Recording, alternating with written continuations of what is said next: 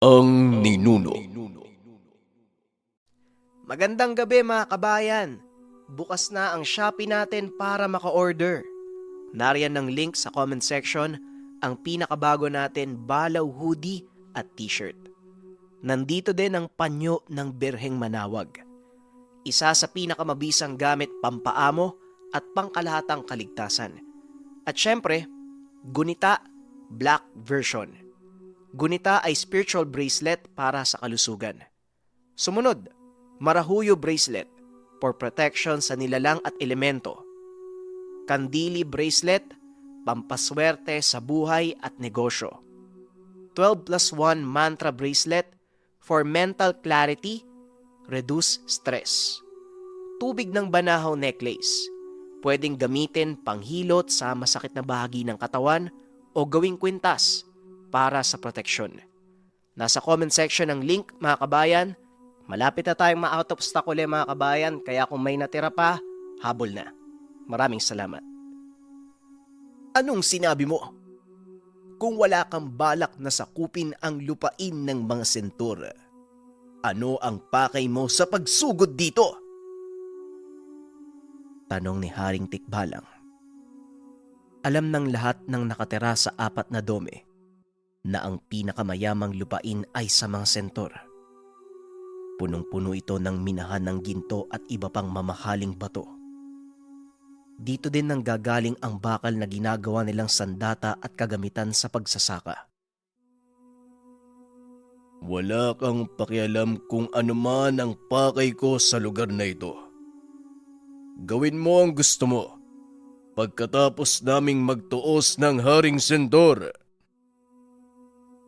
Tugon ni Haring Balaw. Kaagad naglakad palapit sa trangkahan ng palasyo. Ikinagulat naman ni Urok ang sumunod na nangyari. Binuksan ng mga sentor ang trangkahan. Hinayaang pumasok si Haring Balaw. Maya-maya pa, nakita nilang naglalakad palabas si Haring Sentor. Mukhang matutuloy na ang labanan ng dalawang ito. Wika ni Urok habang nakapatong sa balikat ni Haring Tikbalang. Mukhang magiging masaya ito. Pabor sakin kung sino man ang manalo sa kanila. Madali ko na ding malulupig ang iba pang karian. Mukhang ako ang tataguriang pinuno ng 4 na dome. Wika ni Haring Tikbalang. Ito ba talaga ang gusto mong mangyari? Hindi ba masinahangad mo ang magkaroon ng kapayapaan noon? At malis ang bahid ng pagiging alipin sa hanggan mo? Anong nangyari, Tyrone?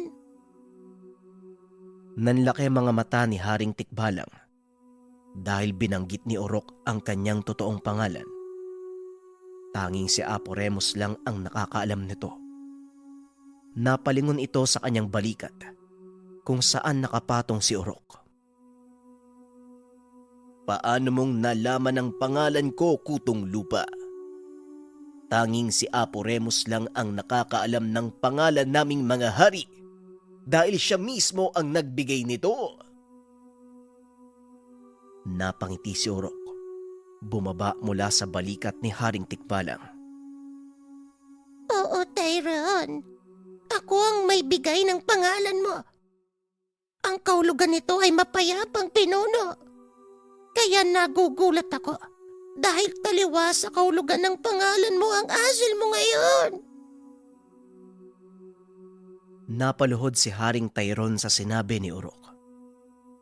Napagtanto nito na ang kaharap ay ang mismong Panginoon ng 4 na dome, si Apo Remus. Mahal na Apo, papaanong... Hindi na ituloy ng hari ang sasabihin dahil hindi ito makapaniwalang nasa harapan niya ang kinikilalang Panginoon. Pansamantala, huwag mo munang ipagbigay alam sa lahat. Ikaw pa lang ang nakakakilala sa akin. Ngayon, iatras mo ang iyong mga kawal at puntahan si Haring Bungisgis. Mas kailangan niya ng tulong. Walang pagdadalawang isip na sumunod ang Haring Tikbalang. Nanatili si Urok sa kinaroroonan upang panoorin ang mga nangyayari sa bulwagan. Nakita nitong nakapasok na si Haring Balaw. Samantalang si Haring Sentor, nakatayo lang sa gitna ng bulwagan. Pinili nitong bumaba, ngunit hindi siya nagpakita sa dalawa upang mas mabantayan niya ang susunod na magaganap. Nang maglapit na ang dalawa, walang pagdadalawang isip na sinugod ng Haring Balaw si Haring Sentor. Nanlaki ang mga mata ni Urok dahil tinanggap lang nito ang atake. Anong problema, Sentor? Bakit hindi mo sinasangga ang atake ko? Bakit hindi ka lumaban? Wika ni Haring Balaw. Wala akong dahilan para makipaglaban, Haring Balaw. Ngayon kung gusto mong ituloy ang labang ito, malaya kang gawin ang nais mo. Tugon ni Haring Sentor. Nanood lang si Urok sa mga nangyayari. Tuloy-tuloy na hinahagupit ng Haring Balaw ang hindi lumalabang hari ng mga sentor. Nagpatuloy ito sa loob ng mahabang oras at unti-unti na ding bumabagsak ang katawan ng sentor. Hindi na makayanan ni Urok ang tanawin, kaya nagpa siya na itong makialam. Nagulat ang lahat nang biglang lumitaw ang isang malaking pentagramo. May simbolo ng mataas na bathala sa kalangitan. Nilikop ng liwanag ang buong paligid. Lumitaw mula sa gitna ang higanting taong ibon. Natanaw ito ng mga diwata. Maging sila ay nagulat nang magpakita ang Haring Garuda. Magsipagyuko kayo sa presensya ni Apo Remus. Sigaw ng hari ng mga diwata. Kagad namang sumunod ang lahat ng nasasakupan nito. Maging si Haring Balaw. Nagulat nang makita ang nilalang na lumapag sa kanyang harapan. Sa pagkakataong iyon, halos kasing laki niya lang ito. Biglang napaatras ang Haring Balaw nang makitang nakatitig ang nagbabaga nitong mga mata sa kanya. Napalod ang hari nang biglang ibuka ng nilalang ang ginintuang pakpak nito. Mahal na Apo Remus, maligayang pagbabalik! Wika ni Haring Balaw habang nakaluhod sa harap ni Apo Remus. Kagad namang tumalikod si Apo Remus. Pinuntahan si Haring Sentor. Hinawakan nito ang kamay at sa isang iglap, naglaho ang lahat ng sugat at bumalik ang lakas. Tumayo ka, Ragal. Hindi ikaw ang haring nakilala ko. Ginawa kitang hari ng mga sentor dahil sa lakas at tatag ng paninindigan mo. Wika ni Apo Remus. Kagad namang tumayo si Haring Sentor.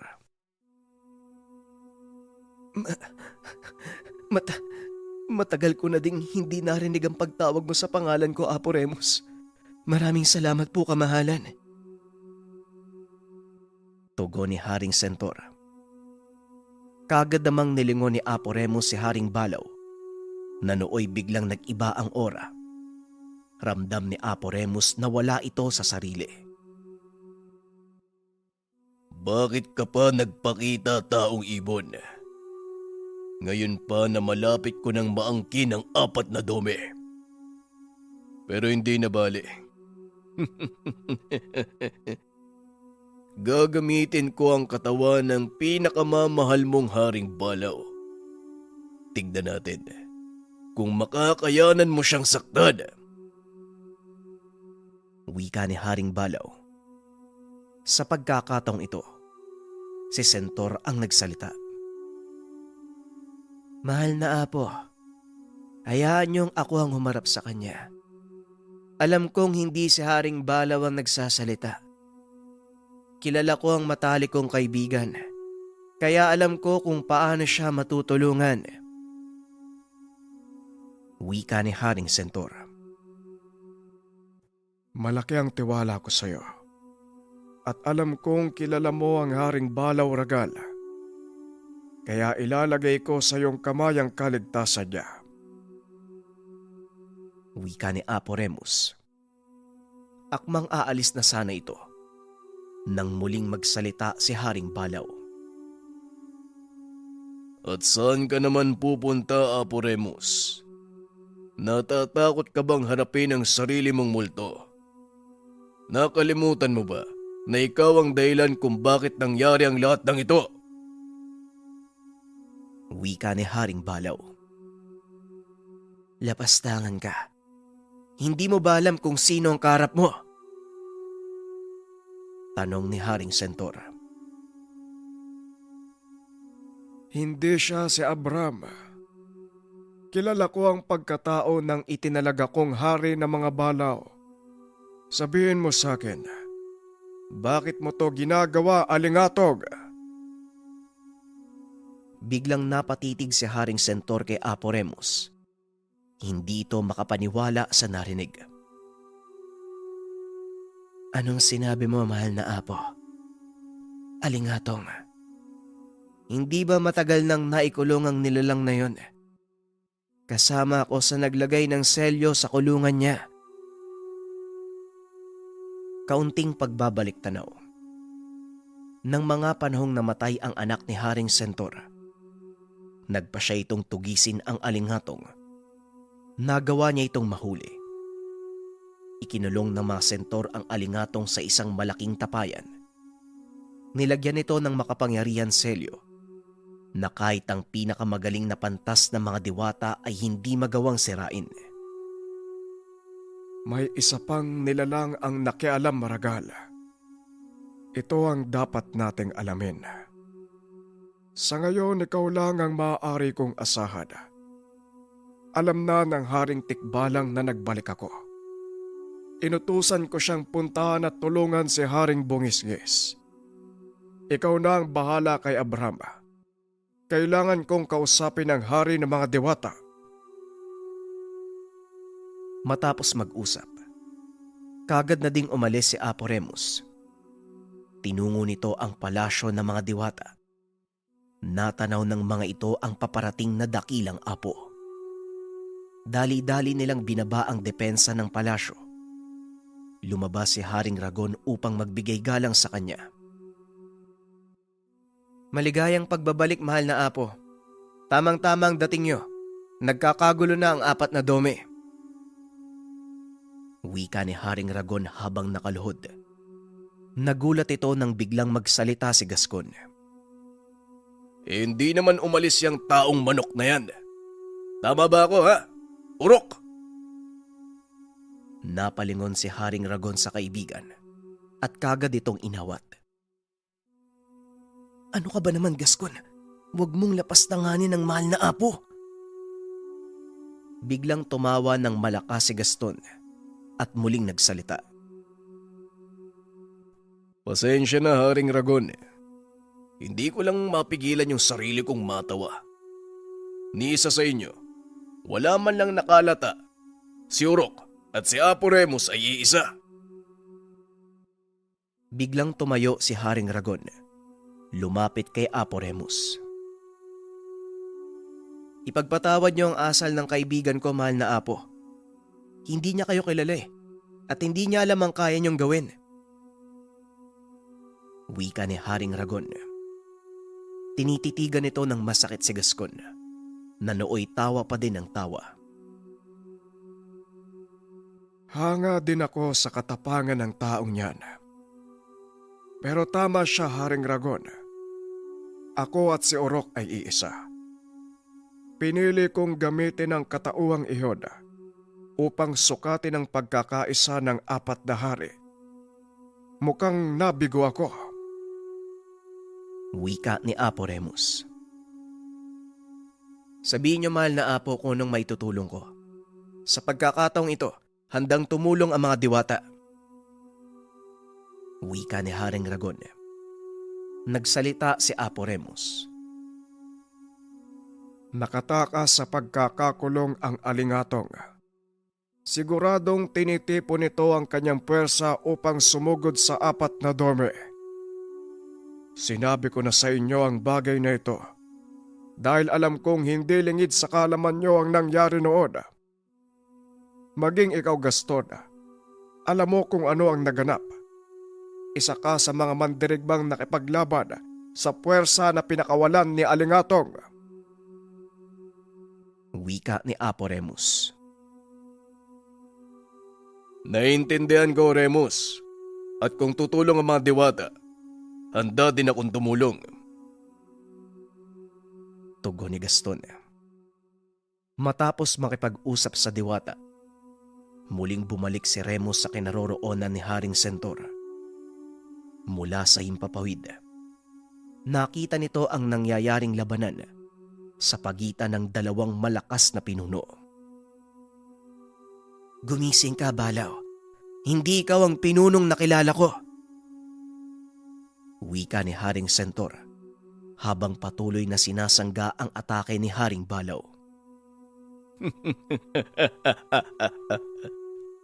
Pasensya na, Sentor. Kung inakala mong ako pa din ang dating kaibigang nakilala mo, nagkakamali ka. Nasakop na ang katauhan ng nilalang na yon. At ang katawang ito ang gagamitin ko upang pagharian ang 4 na dome. Tugon ni Haring Balaw. Alam ko at tumahimik ka dahil hindi ikaw ang kinakausap ko. Muling wika ni Haring Sentor, sabay suntok sa sikmura ni Haring Balaw. Nanlaki ang mga mata nito. Hindi lubos akalain na magagawa ito ng hari sa kaibigan. Ganyan nga. Sige, saktan mo ang kaibigan mo. Wika ni Haring Balaw. Muli itong sumugod sa Haring Sentor. Gamit ang kanyang mga sungay, sinalubong naman ito ng malakas na suntok. Dumagungdong ang paligid nang maglapat ang 2 magkatunggali. Nagtuloy ang laban ng 2 na tila walang kapaguran. Ngunit sa kasamaang palad, isa sa mga kawal ni Haring Balaw ang nagpakawala ng palaso, dahilan para tamaan si Haring Sentor at tuluyang bumagsak. Nakita naman ito ng panig ng mga sentor. Kaya nagsimula na din silang kumilos. Nagsipagsugod ang magkabilang panig. Laking gulat ni Apo Remus nang matanaw niya ang napipintong labanan sa ibaba. Dali-dali siyang bumulusok papunta sa gitna ng magbabanggaang mga hukbo. Isang malakas na suntok sa lupa ang pinakawalan nito, dahilan para magtalsikan ang 2 kampo. Laking gulat ng mga ito nang biglang lumantad ang totoong anyo ni Apo Remus. Isang higanting ibon ang nagpakita. Halos 40 talampakan ang taas nito. Nag-aapoy ang mga mata. Nakabuka ang gintong pakpak. Walang nagawa ang magkabilang panig kung hindi ang lumuhod sa harapan. Ikinampay ni Apo Remus ang kanyang mga pakpak, dahilan para magliparan palayo ang mga balaw. Itinaas ang kanyang mga kamay. Isang pentagramo ang lumabas. Sa sobrang laki nito, natakpan ang kabuuan ng teritoryo ng mga sentor. Walang sino man sa inyo ang maaaring pumasok sa teritoryong ito. Simula ngayon, ang sino mang lumabag sa kautusan ko, agarang papatawan ng parusang kamatayan. Wika ng Apo. Lumuhod ang mga nilalang na naroon. Dali-dali namang kinuha ng mga sentor ang kanilang hari upang gamutin. Samantalang si Haring Balaw naman ay kaagad nang umalis. Pansamantalang nagkaroon ng katahimikan sa lugar. Ngunit alam ni Apo Remus na magbabalik ito. Nang mga sandaling iyon, nakababa na sa kapatagan ang diwatang kawal sa pamumuno ni Haring Ragon at Gaston. At para maitago ang presensya, nagbalik sa anyo ni Orok si Apo Remus. Salamat at dumating kayo, Haring Ragon. Sa mga sandaling ito, naghahanda na si Alingatong at paniguradong may binabalak itong hindi maganda. Wika ni Orok. Bigla namang sumingit si Ulysses. Sino ba talaga si Alingatong? Napatingin ang lahat. Hindi makapaniwalang hindi kilala ni Ulysses si Alingatong. Sa inabahaba ng buhay mo, hindi mo kilala si Alingatong. Pwes, hayaan mong ako magpaliwanag. Isinalaysay ni Gaston ang pinagmula ni Alingatong at kung paano itong naghasik ng kaguluhan sa mundo ng mga elemento. Si Alingatong ay isa sa mga dakilang pantas na mga diwata. Naghangad ng malakas na kapangyarihan. Ginawa ang lahat upang makamit ang hinahangad. Nakipagkasundo sa demonyo. Ginamit ang buhay ng mga mag-aaral upang magsilbing alay. Nalaman ito ng ama ni Ragon, kaya kagad siyang pinahuli. Pinatawan ito ng kamatayan. Ngunit dahil sa kapangyarihan na nakuha mula sa demonyo, nagawa nitong humiwalay sa kanyang pisikal na katawan. Simula noon, namuhay si Alingatong bilang lagalag na espiritu. Walang nakakakita, pero may kakayahan nitong magmanipula ng utak ng mga nilalang. Dahil sa matinding galit nito sa mga diwata, ginamit niya ang kakayahan upang masira ang kayusan ng mundo ng mga elemento. At dahil sa ginawa nito, maging ang mundo ng mga tao ay naapektuhan. Ito ang dahilan kung bakit ako nagkaroon ng kaugnayan sa mundo ng mga elemento at kung bakit kami naging magkaibigan ni Ragon. Wika ni Gaston. At ngayong nakalabas na siya, paniguradong muli na naman itong magsasabog ng kasamaan. Sa pagkakataong ito, nasa ilalim ng kapangyarihan niya ang Haring Balaw. Wika ni Orok. Habang nag-uusap-usap ang mga ito, biglang yumanig ang paligid. Napatingala si Ulysses. Natanaw ang pulang liwanag na bumubulusok pa ibaba. Mukhang hindi maganda ang mangyayari. Pabagsak sa lawa ang liwanag na yan. Wika ni Haring Ragon. Dali-daling bumangon si Haring Centaur nang marinig ang sinabi nito. Anong sinabi mo? Sa lawa? Hindi kaya? Hindi kaya balak gisingin ni Alingatong ang 4 na tagabantay. Wika ni Orok. Ngunit huli na nang mapagtanto nila dahil bumagsak na sa lawa ang pulang bola ng liwanag. Kumalat ito sa 4 na direksyon at mas lalong lumakas pa ang pagyanig. Mabilis na umakyat si Gaston sa tore ng palasyo ng mga sentor. Nakita ang isa pang paglitaw ng malalaking nilalang. Naunang bumangon ang zaratan sa silangan. Sumunod ang gidor sa ilaga. Nagulat si Gaston nang makita nitong lumilipad sa himpapawid ang Minokawa na tagabantay ng kanluran. Napatingin ito sa gawing timog. Natanaw naman ito ang mahabang katawan ng Bakunawa. Naloko na. Huli na tayo. Magmadali kayo. Kailangan nating mailikas ang lahat ng naninirahan sa 4 na dome. Wika ni Gaston. Mula sa tuktok ng tore, ilang sandali pa ay dumating ang hukbo ng mga tikbalang. Nakita namin ang paggising ng 4 na tagabantay. Ano ang nagaganap? Tanong ni Haring Tikbalang. Mukhang naulit na naman ang kasaysayan, Haring Tikbalang. Sa oras na magkita ang 4 na tagabantay, siguradong mawawasak ang 4 na dome. Tugon ni Haring Sentor. Ngayon ko kailangan ng tulong yung hari ng 4 na dome. Kaso, hindi natin kasama si Haring Balaw at Bungis-ngis. Wika ni Urok. Wala kayong dapat alalahanin sa Minokawa. Kontrolado ko siya, kaya magagawa ko itong gamitin upang lumaban. Pabor yan sa atin. Ang isipin nyo, kung papaanong pipigilan ng 3 pang tagabantay. Wika ni Gaston. Mas mabuti kung may lilikas sa mga mamamayan sa 4 na kaharian. Mag-uutos ako sa mga diwata upang tumulong. Haring Tikbalang, maaari ko bang hingin ang tulong ng mabilis na mensahero para sa gawain ito? Nagulat ang Tikbalang sa sinabi ni Haring Ragon. Sa unang pagkakataon, naramdaman niya ang respeto mula sa diwata.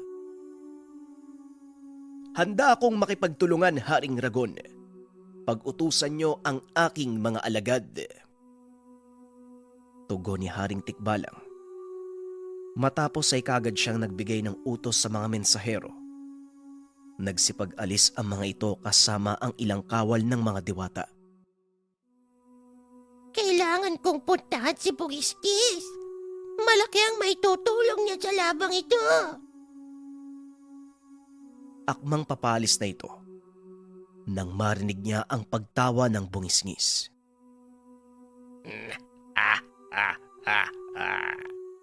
Sinasabi ko na nga ba, nagkasiyahan kayo nang wala ko. Urok, bakit hindi mo ako pinuntahan? Wika ng Haring Bungis-ngis. Nanlaki mga mata nito nang biglang magbago ng anyo si Urok. Masaya ko at nasa maayos ka ng kalagayan. Kailangan ko din ng tulong ng iyong mga kawal. Halos hindi makapagsalita ang Haring Bungis-ngis nang makita nito si Apo Remus. Nanatili lang itong nakanganga habang tumutulo ang laway, nakatitig sa higanting taong ibon. Mahal na Apo. Nagbalik kayo. Opo, buong puso akong tatalima sa gusto niyong ipagawa. Magsabi lang po kayo. Tugon ng Haring Bungis-ngis. Kitang-kita ang kagalakan sa mga mata nito dahil sa muling pagbabalik ni Apo Remus. Ngayong nandito na kayo, oras na para pigilan ang paggunaw ng 4 na dome. Matapos ipunin ang lahat ng nasasakupan, ibinigay ni Apo Remus ang huling panuto. Alam na ng 3 hari ang kanilang gagawin, kaya kagad na silang naglakad. Ako na ang bahalang humarap kay Haring Balaw. Haring Ragon, dadalhin ko sa malayo ang labanan. At habang ginagawa ko yun, maaari mo bang pangasiwaan ng pagbabalik ng mga bagay-bagay sa dati nitong anyo? Wika ni Apo Remus. Sumang-ayon naman ang hari ng mga diwata. Gamit ang kanyang setro, naglabasan ang napakaraming lambana. Nagsimulang isaayos ang kapaligiran. Umalis na si Apo Remus. Pinuntahan ng lawa sa kalagitnaan ng 4 na dome. Alam ng Apo na naroon si Haring Balaw. Dahil sa kailaliman ng lawang iyon, nakahimlay ang katawang lupa ni Alingatong. Habang nasa himpapawid, ikinubli ng Apo ang sarili. Natanaw nito si Haring Balaw na nakasakay sa bangka. Iniikot nito ang tingin sa paligid. Nakita ang 3 haring papunta sa kani-kanilang teritoryo upang harapin ang mga tagapagbanday. Hindi naman makalapit si Apo Remus kay Haring Balaw dahil nababalot ng malakas na pananggalang ang paligid ng lawa. Ayaw niya itong sirain dahil sa oras na mangyari ito, paniguradong magbubukas din ang lagusang nakaselyo sa lawa. Ilang sandali pa. Natanaw ni Apo Remus ang Minokawa. Lumilipad ito papunta sa kanya. Nakasakay sa likod nito si Haring Ragon at Gaston. Sandali lang, Haring Ragon. Huwag kayong lalapit sa lawa. Nababalot ng pananggalang ang paligid nito at siguradong malalaman ni Alingatong na nandito tayo. Wika ni Apo Remus. Wala namang problema kung susugurin natin, di ba? Mabuti nang mas maaga, habang hindi pa niya nasasagawa kung ano man ang binabalak niya. Wika ni Gaston. Hindi maaari. Dahil sa oras na masira ang pananggalaga, maaaring mabuksan ang lagusan papunta sa mundo ng mga patay. Ikaw higit kanino man ang nakakaalam nito, Gaston. Muling wika ni Apo Remus. Naalala ni Gaston ang mga pangyayari na naging dahilan kung bakit nagkaroon siya ng malakas na ugnayan sa mundo ng mga engkanto. Alam kong gusto mong matapos ang kaguluhan, Gaston. Yun din naman ang gusto ng nakararami. Pero hindi tayo pwedeng magpadalos-dalos. Wika ni Haring Ragon. Walang kaalam-alam ang mga ito na namataan na pala sila ni Haring Balaw. Laking gulat ni Gaston nang biglang umiwas ang Minokawa. Napatingin ito sa ibaba. Nakita ang nagliliparang sibat mula sa hukbo ng Haring Balaw. Mabuti pang magtago tayo sa kagubatan. Doon mas mapapagandaan natin ang mga atake galing sa hukbo ni Haring Balaw. Wika ni Gaston. Hindi nila maaaring iwanan ang lugar. Lalo pa at alam nila na maaaring buksan ni Alinghatong ang lagusan ng mga patay sa ikalawang pagkakataon. Nanatiling paikot-ikot sa himpapawid si Apo Remus. Nakita niyang nakikipaglaban ang tatlong hari sa mga tagapagbantay. Lumapit ito kay Haring Sentor. Napilit na nilalabanan ang Zaratan kasama ang kanyang mga kawal. Sa hindi malamang kadahilanan, biglang huminto ang dambuhalang nilalang. Tinignan si Haring Sentor. Nagsipag-atrasan ang mga kawal dahil itinaas ng nilalang ang kanyang paa upang apakan ang mga ito. Mabilis namang nakailag si Haring Sentor. Dali-dali itong tumakbo papunta sa mataas na lugar upang makakuha ng buwelo. Tumalon ito. Inumang ang kanyang sibat sa mata ng nilalang at buong lakas na ibinato. Sa kasamaang palad hindi ito tumama. Nang mga sandaling iyon, papunta sa kanya ang buntot ng Zaratan. Tinamaan ang Haring Sentor, dahilan para tumalsik ito papunta sa gilid ng isang bangin. Dali-daling inalalayan ng mga kawal ang hari upang makatayo. Ngunit nang handa na itong sumugod, biglang huminto ang Zaratan. Laking gulat ni Haring Sentor nang pumasok ito sa kanyang bao. Yumanig ang paligid. Unti-unting nabitak ang dambuhalang bao hanggang sa tuluyan itong mapudpod. Nang mga sandaling iyon, isang matipunong lalaki ang lumitaw. May hawak na pananggalang na gawa sa bao ng malaking pagong at sa kanang kamay nito, pamalo na gawa sa bato. Laking pagtataka ni Haring Sentor kung sino ang nilalang na yun, kaya marahan itong lumapit. Kaso nga lang nang makalapit na ito, biglang hinampas ng lalaki ang kanyang hawak na sandata sa lupa, dahilan para tumalsik si Haring Sentor. Walang iya ka, kung sino ka man. Anong ginawa mo sa Zaratan? Tanong ng hari. Minsan na tayong nagarap. Napagtanto ko na hindi patas ang laban kung harapin kita bilang higanting pagong. Kaya ibibigay ko sa iyo ang karangalan na makalaban ako sa anyong ito.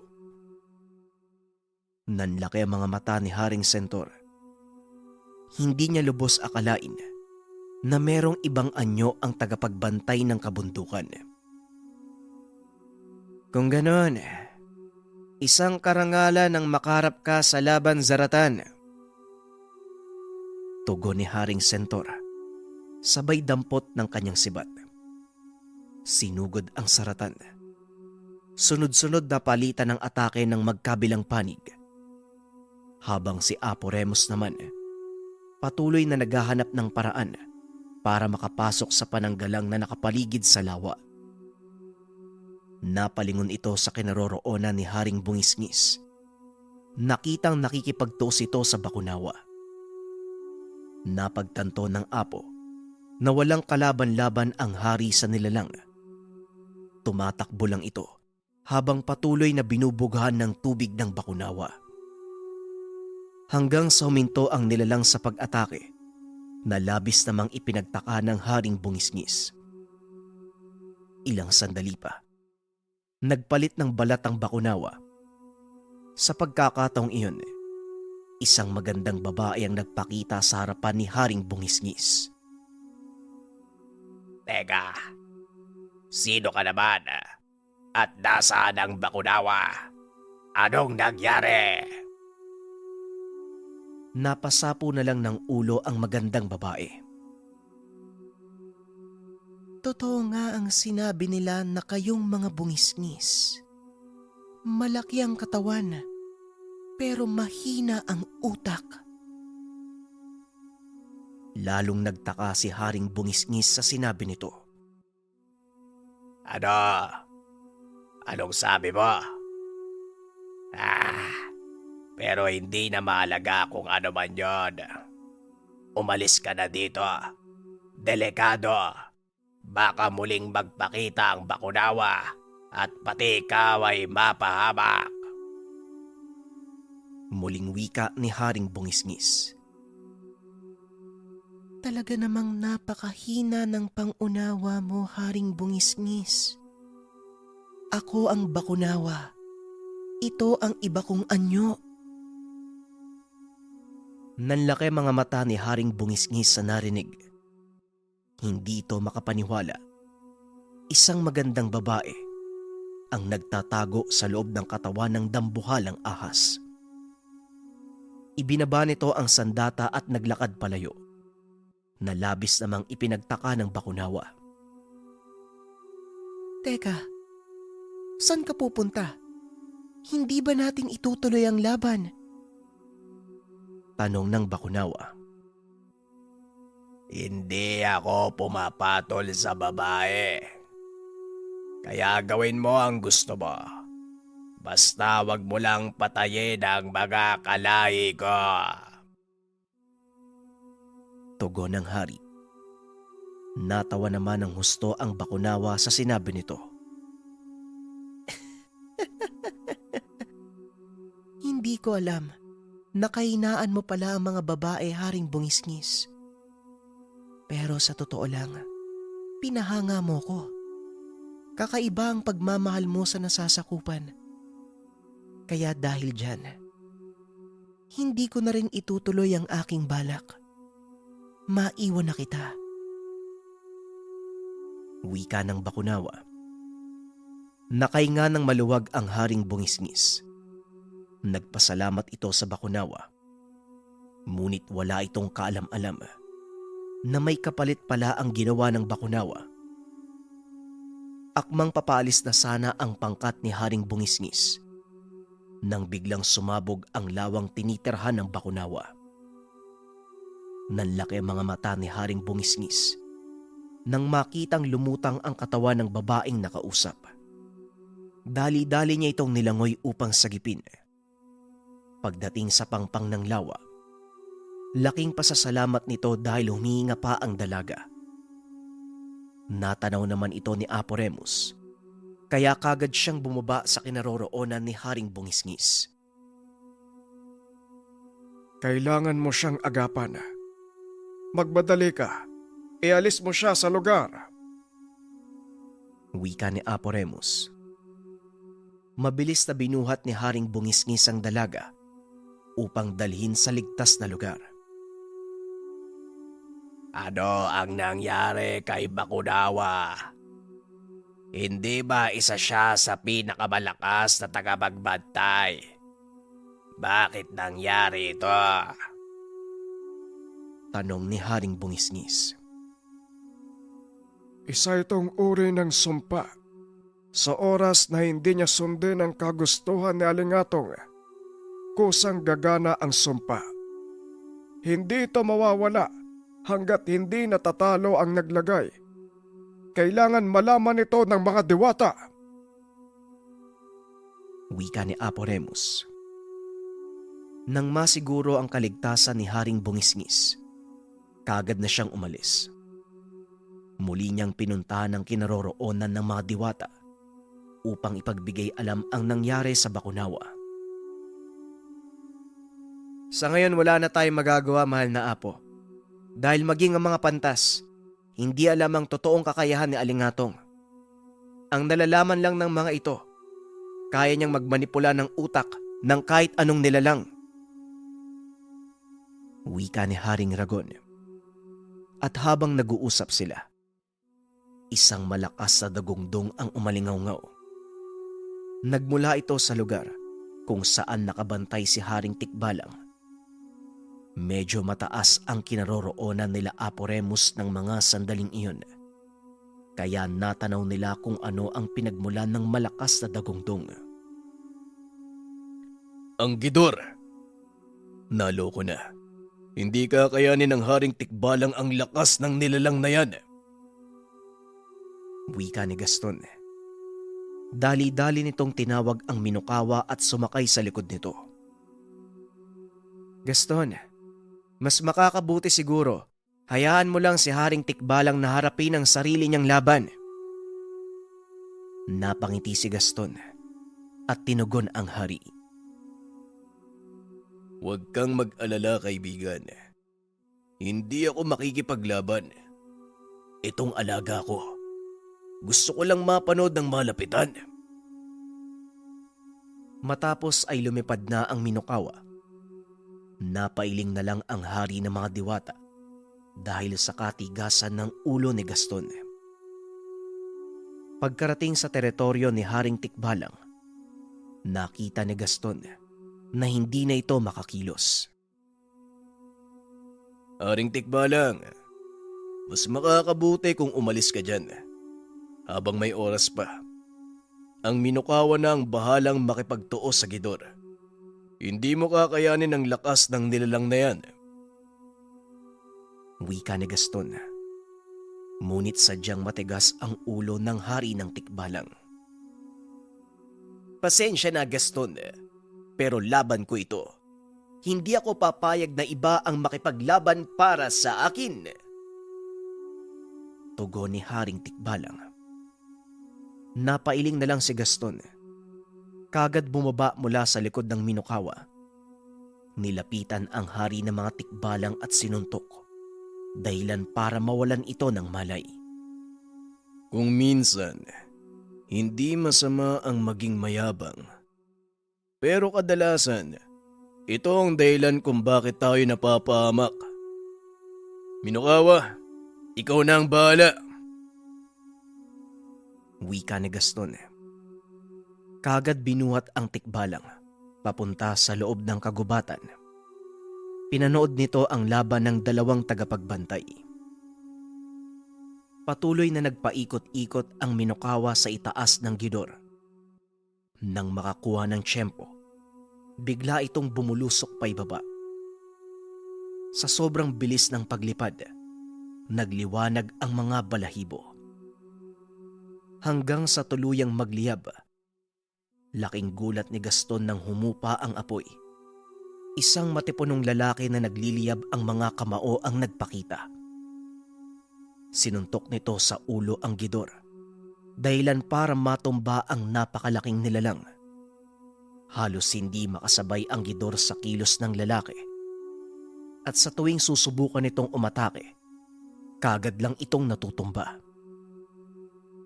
Matapos ang sunod-sunod na atake, huminto ang lalaki. Tumayo malapit sa kinaroroonan ni Gaston. Nakatalikod ito sa kanya. Kaya kitang-kita ang marka nito sa likuran.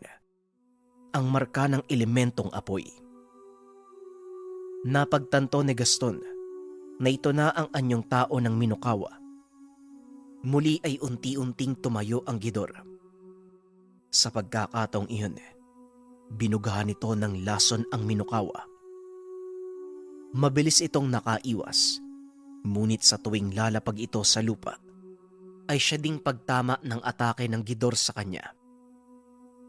Bigla itong tumalon paitaas, tumapat sa kinaroroonan ng nilalang. Napatingala ang Gidor at nang malapit na ang Minokawa, bigla itong nagbuga ng lason. Natawa ng husto si Haring Bungisngis. Naligo ang Gidor sa sarili nitong laway, ngunit kaagad ding napawi ang ngiti nito nang makitang walang epekto ang lason sa katawan ng nilalang. Biglang umiwas ang Minokawa na labis namang ipinagtaka ni Gaston. Anong nangyayari? Bakit tumigil sa pag-atake ang Minokawa? Wika ni Gaston. Sumagot naman si Haring Bungisngis. Ang laway ng Gidor, kayang lumusaw ng kahit ano, maliban sa sarili nitong katawan. At dahil napuno ng laway nito ang kanyang likuran, mahihirapang magpalapat ng atake ang Minokawa. Wika ni Haring Bungisngis. Kung ganun, anong maaari nating gawin para matalo ang nilalang na yan? Wika ni Gaston. May paraan, pero ako lang ang nakakaalam. Wika ni Haring Bungisngis. Kagad itong tumayo at dinampot ang sandata. Hinayaan naman ito ni Gaston. Naglakad ang Haring Bungisngis papunta sa kinaroroonan ng Gidor at ng Minokawa. Pagtapak ng hari sa tubig, isinawsaw nito ang kanyang sandata. Laking gulat ni Gaston dahil tila sumusunod ang tubig sa kumpas ng sandata. Inangat ito ng Bungisngis. Namangha si Gaston nang tila sumunod ang tubig lalo pa nang itinutok niya ito sa Gidor. Nagkaroon ng malakas na daluyong salawa na bumuo ng malaking alon, dahilan para hindi makakilos ang Gidor. Tinignan ng Haring Bungisngis ang Minokawa. Kagad naman itong nakuha ang ibig sabihin ng hari. Lumipad pa itaas ang nilalang at mula sa kalangitan, nagbalik ito sa kanyang anyong higanting ibon. Nagliyabang balahibo, matapos ay mabilis bumulusok pa ibaba. Hindi pa rin makakilos ang Gidor dahil sa lakas ng hampas ng alon. Ilang sandali pa, tumama ang atake ng Minokawa sa nilalang. Tuluyan itong natumba at nawalan ng malay. Muli namang ikinumpas ni Haring Bungisngis ang kanyang sandata. Sa pagkakataong iyon, pumupulupot sa katawan ng Gidor ang malaking baging, hanggang sa tuluyan itong malikop ang katawan ng malaking nilalang. Sa ngayon, patay na ang Gidor. Pero may kakayahan itong buhay ng sarili. Kaya bago pa mangyari yun, kailangan na siyang maibalik sa kuweba kung saan siya nakatira. Wika ni Haring Bungisngis. Kung ganon, ang Minokawa na ang bahalang magdala sa kanya. Halika na, kailangan natin dalhin ang Bakunawa pabalik sa kanyang dawa. At si Haring Tikbalang, kailangan ding madala sa ligtas na lugar. Tugon ni Gaston. Ngunit ilang sandali ay nagising si Haring Tikbalang. Naalala nito ang ginawa sa kanya ni Gaston. Walang iya ka talaga, Gaston. Anong karapatan mo? Hindi na ituloy ni Haring Tikbalang ang sasabihin dahil inawat ito ni Haring Bungisngis. Mamaya mo na gawin ang binabalak mo, Haring Tigbalang. Kailangan nating umalis dito bago pa muling mabuhay ang Gidor. Wika ni Haring Bungisngis. Dali-dali namang tumayo ang Haring Tikbalang upang sumunod sa kanila. Ano na ang susunod na plano ni Apo Remus? Tanong ng Haring Tikbalang. Naghahanap ito ng paraan para makapasok sa kinaroroonan ni Haring Balaw nang hindi nito nawawasak ang pananggalang. Bigla namang huminto sa paglalakad ang Haring Tikbalang at nagsalita. Sandali lamang.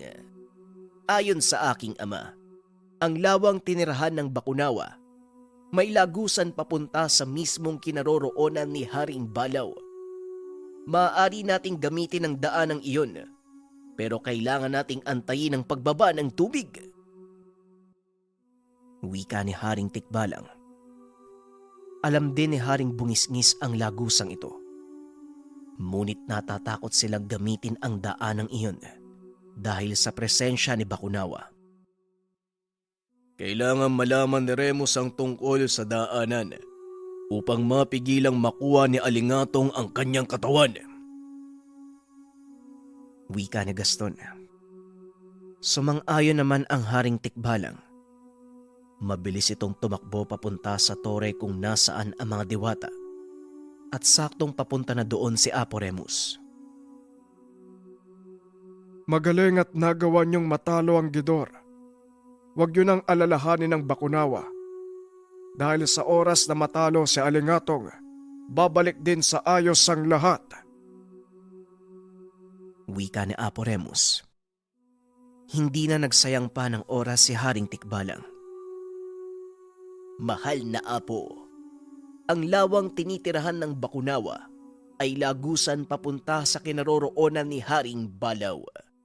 Kailangan nating antayin ang pagbaba ng tubig upang magamit natin ang daanang ito. Wika ni Haring Tikbalang. Hindi sumang-ayon si Apo Remus. Hindi natin maaaring gamitin ang lagusang iyon. Paniguradong nagawa na din ang paraan ni Alingatong ang lagusan. At sa oras na pumasok kayo, paniguradong walang makakalabas ng buhay. Wika ni Apo Remus. At habang nakikipag-usap ito ay biglang dumating ang isa sa mga kawal ni Haring Sentor. Ayon dito, hindi na maganda ang lagay ng hari at mukhang kailangan nito ng tulong. Gamit ang pambihirang talas ng paningin, sinipat ni Apo Remus ang kinaroroonan ni Haring Sentor. Nakita niyang nahihirapan na nga ito. Mukhang ang dehado si Haring Sentor. Haring Ragon, meron ka bang magagawa? Wika ni Apo Remus. Umiling lang ang hari ng mga diwata. Hindi ako maaari makialam sa ganitong bagay, Apo. Laban ito ng hari ng mga sentor. Kailangan niyang harapin sa sariling paraan. Napagtanto ni Apo Remus na tama ang sinabi ng hari ng mga diwata. Ang kinakaharap ni Haring Sentor ay ang labang magtatakda ng kanyang kapalaran. Sa lahat ng hari ng 4 na dome, si Haring Sentor ang may pinakapayapang pag-iisip at siguradong malulusutan niya ang labang ito. Kaya kawal, bumalik ka sa iyong hari at magtiwala. Wika ni Apo Remus. Kagad nagbigay ng suwestyon si Gaston. Remus, mas maganda siguro kung lalapit tayo doon para makita natin ang nangyayari. Mukhang masaya ang nagaganap na labanan. Matapos itong magsalita, dali-daling tumalon mula sa tore. Kagad naman siyang sinalo ng Minokawa. Alam ni Apo Remus ang nasa isip ni Gaston, kaya naman hinayaan niya ito.